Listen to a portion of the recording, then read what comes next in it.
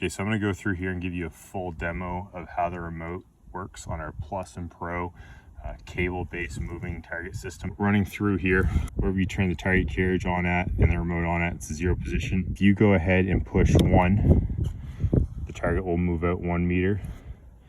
If you hit 0, it'll go back 1 meter. Same if you hit 3 and maybe add a 1 to it, you get a total of 4. And the target knows where it's at, so it'll go there and stop.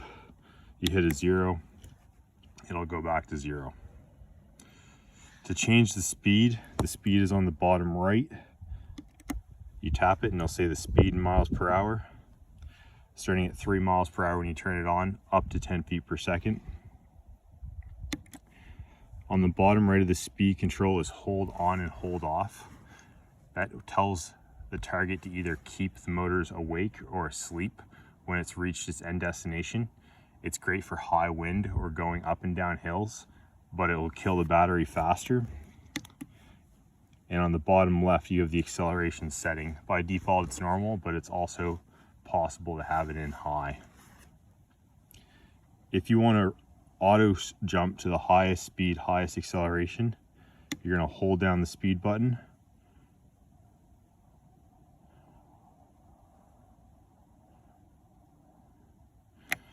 Until it says max speed, max acceleration. When you do that, it'll get you to 10 feet per second, high acceleration, hold on. You're gonna kill the battery the fastest doing this, but it's the quickest and most snappy you're gonna get it to the target system. Okay, if at any point the target is moving and you need to stop it for an emergency, the red button is emergency stop. If you wanna put it in moving target mode, you're gonna select M for moving target mode. It's going to ask you to select a max distance. We're going to select 3 meters. Then you can set the remote down and the target will move back and forth automatically between 0 and 3 meters until you tell it to stop. To get out of that, you're just going to hit the 0 button and it's going to return to the start point. To go into random movement mode, you're going to hit the R button. It's going to ask you to select a max distance.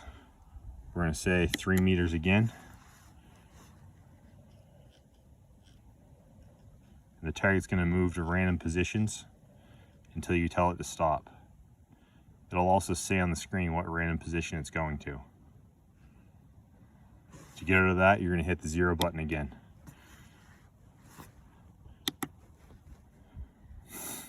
The last, and probably the best feature, is the ability to make a recording. To make a recording, you're going to hold down the P button. It's going to say creating a new recording. To save positions, you're going to hit the 20 button. And then to finish the recording, you're going to tap P. So I'm going to save the first position. I'm going to save 1. Back to 0. Save again. Then I'm going to go out to 3. Save. We'll say 6. Save. Then I'm going to go 3 again. Save. 0.